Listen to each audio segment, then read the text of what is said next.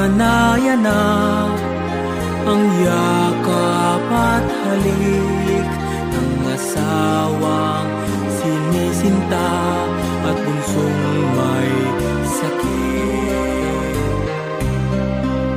Si Pedrong pulis, humakbang ng mabilis.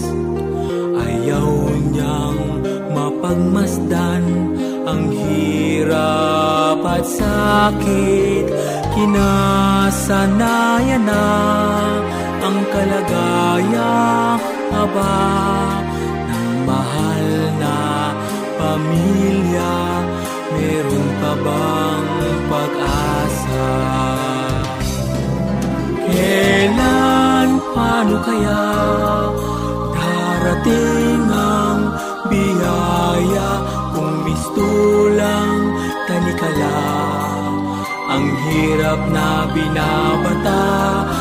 Kailan, bakit kaya pipigilan ng luha upang ipadama taong nanghihina?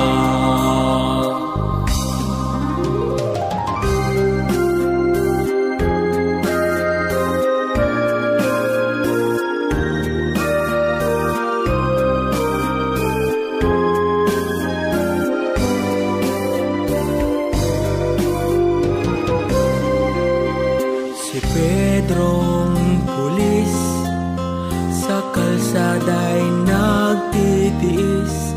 Bawat patak ng pawis niya, dugo't buhay ang kapalit. Kinasanayan na kung siya pa ba'y magbabalik sa dampang tahanan sa esterong lansangan.